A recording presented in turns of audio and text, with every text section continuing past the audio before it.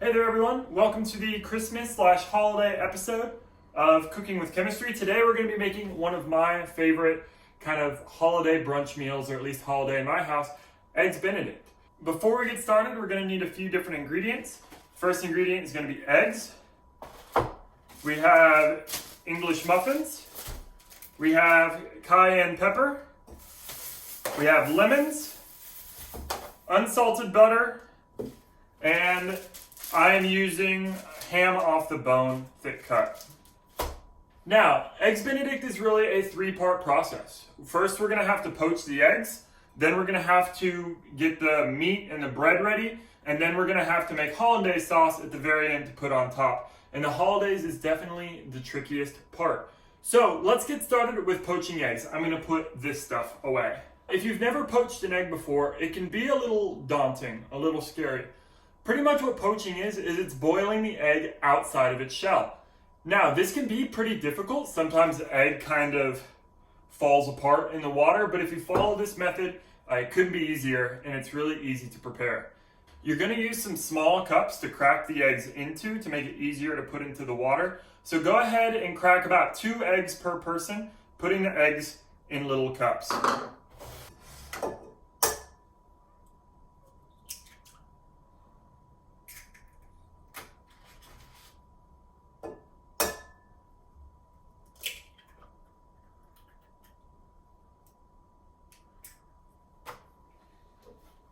All right, we have our eggs in cups. I want you to take a look at the egg. An egg really has 3 parts to it. It has the yolk, which is the yellow center or the yellow ball floating in your cup. It has kind of a stiffer white to it, which you can see it's kind of a ring right around the yolk.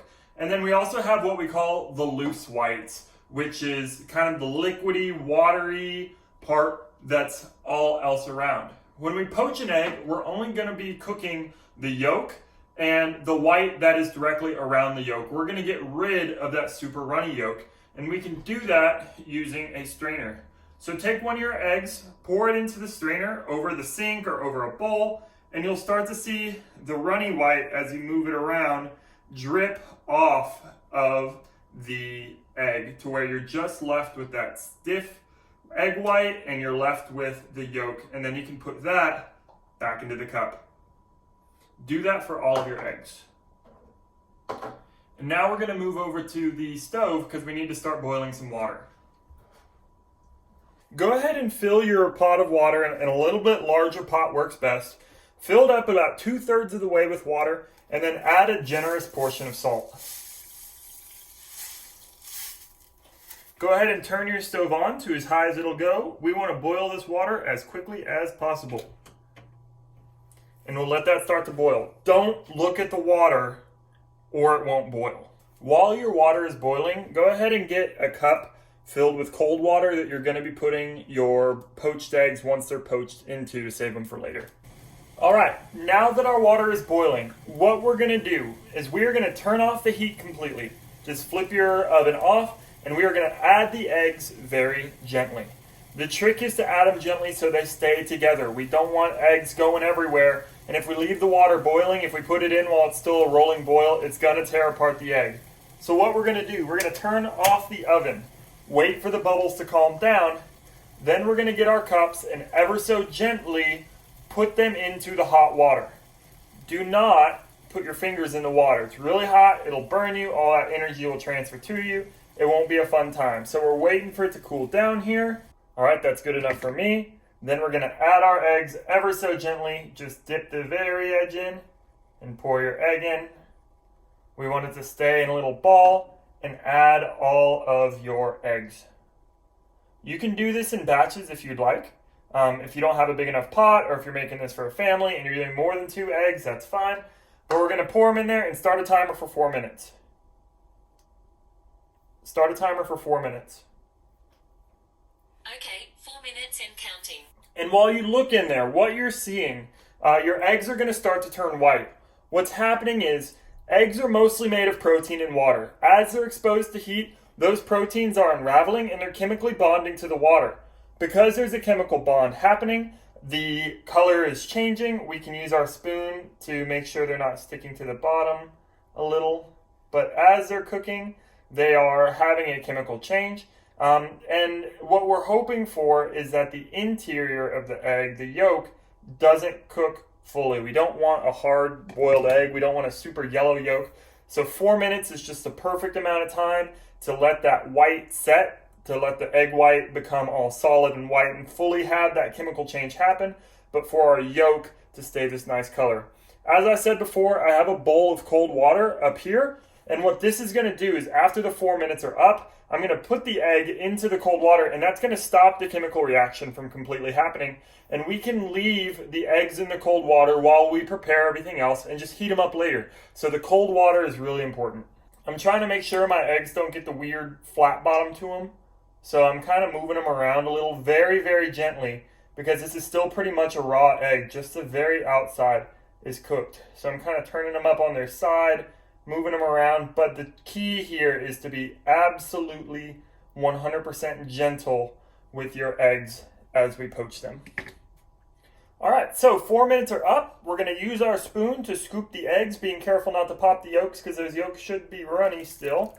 But if you did it right, you'll have a nice little jiggly egg here, and we're going to go ahead and put those into the cold water to stop it from continuing to cook. If you have a slotted spoon, it works better. I don't currently. Mine's dirty. So we're just going to put those in the cold water and stop our timer.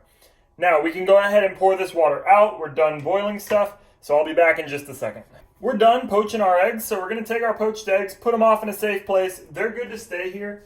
You can use ice water if you'd like. You can continue to prepare eggs if you're making this for multiple people, but we're going to move on to talking about the English muffins and about the ham. So I'm going to get a cast iron skillet. Any skillet will do, any kind of cooking utensil. We're just going to be browning our ham a little bit. So I'm going to go ahead and turn the heat back on here to a medium heat.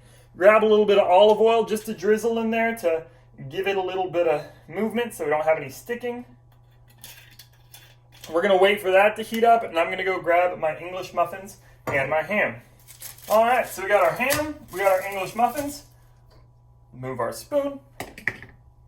Going to go ahead and crack open our English muffin container and grab an English muffin per person if you're making 2 eggs Benedict per person. We're going to go ahead, some of them may be pre-split, so I'm going to grab a knife and just cut that English muffin right in half. Put your English muffins in the toaster, toast them up nice and brown, and we'll get started on the ham here in just a second. So I'm right over putting my English muffins in the toaster real quick. And while that's going, we're going to get our ham or meat of your choice. There's people that make eggs Benedict with brisket. There's people that make eggs Benedict with, if you don't eat meat, you can use just a sauteed spinach instead. So put some spinach in there, heat that up, use it instead of the ham. There's a lot of different options out there. You can look at eggs Benedict recipes online. There's a ton of really, really cool options. This is a very versatile dish. I'm just going to toss it in the hot pan. You'll hear it start to sizzle. That means it's going to taste good. And we're just letting that heat up, brown a little bit. We can put our ham up now. And we're just going to be getting this ham. You can see it's starting to brown up. It's looking good to me. I go for a little bit, maybe flip it the other way. I don't know, get a little fancy. There we go.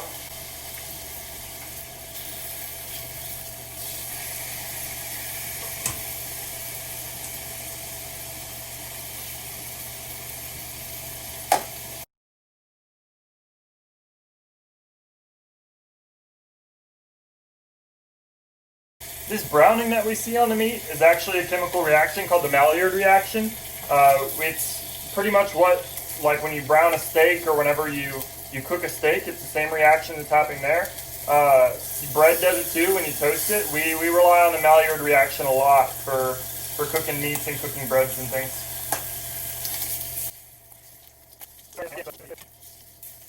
Alright, my toast is about to be done, so I'm going to pull out that English muffin that's toasted.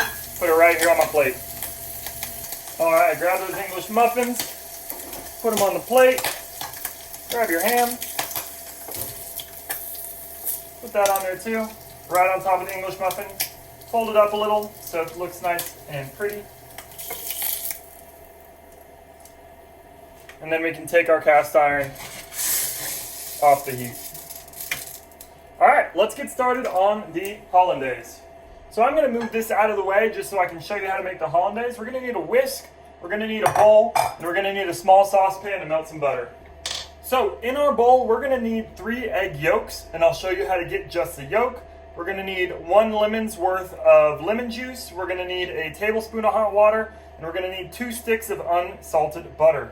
Let's get started on this part first, and then we'll move into the unsalted butter. So to get an egg yolk, what you can do is you can crack your shell in half and then hold both halves. And what you're going to do is you're going to pour the yolk from one side to the other. And what that will do is it'll pour off all of the extra egg white that we don't really want here. So once we're pouring it over, we got a good yolk. We're going to put that into our mixing bowl through the shell. We need 3 of them. Now we're going to take our lemon, cut your lemon in half, and give it a good juice. There we go. Then strain that lemon juice into your egg yolk mixture. There you go. And now we need to put our 2 sticks of butter into the saucepan. So get our butter here, turn our heat on like a medium is fine, medium low right there, but we're going to melt up 2 full sticks of butter. Hollandaise sauce, which is the sauce we're making right now, is mostly butter. That just makes it better. Now we can go ahead and mix up our yolk and lemon juice mixture over here using a whisk.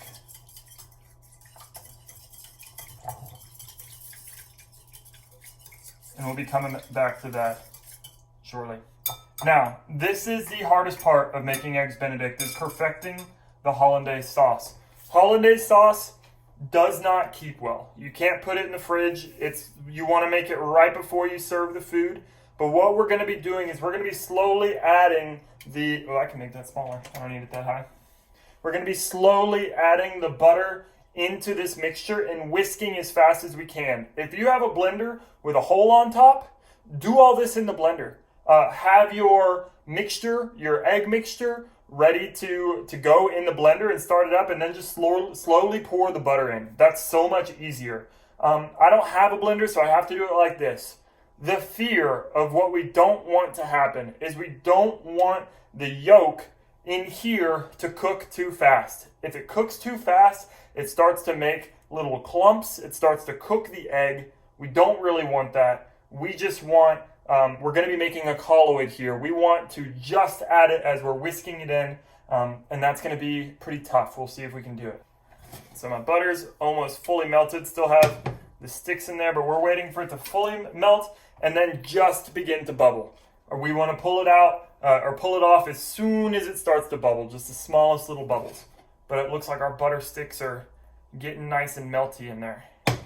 So it looks like we are good to go. Our butter's all melted. Our hollandaise sauce is ready. So what we're going to be doing, we're going to be slowly adding this butter and whisking it in. If you have a parent with you, have them use like a stirrer or a blender or an immersion blender. If you need to do it by yourself, you can. You just have to be very careful. But we're just going to add the smallest amount of butter and be stirring vigorously. We do not want the yolk to cook. Once you've added a little bit of butter, get yourself a tablespoon of hot water. Add a tablespoon of hot water in there. That'll make this a little easier. Tablespoon of hot water. And we're going to continue to add that butter in.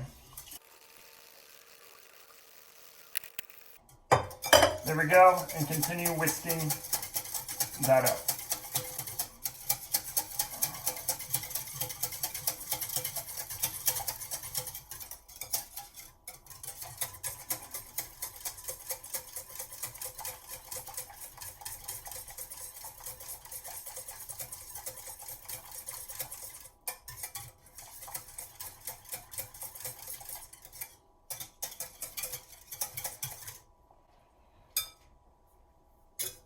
All right, so our hollandaise sauce has the consistency of about heavy cream. Now we're going to season to taste. So you can dip a little finger in there, give it a taste.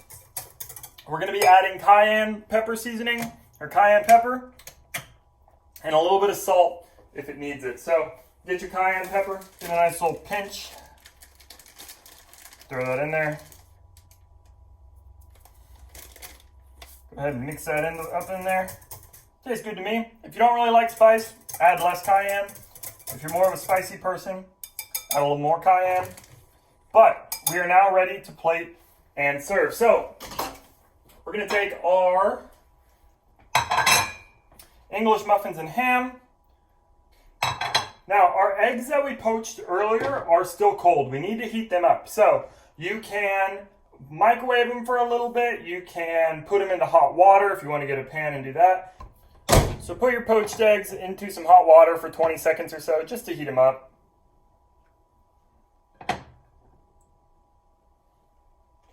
Take your spoon, go ahead and grab those eggs, strain any water you can, and put them right on top of your ham.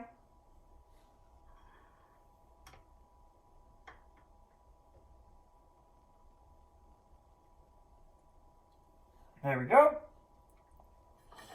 Then take your hollandaise and give yourself a good dollop on each egg.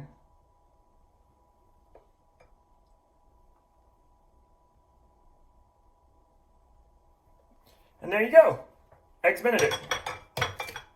Now, you'll notice when we cut into the Eggs Benedict, if we're lucky, we'll have a nice, there we go, a nice runny yolk.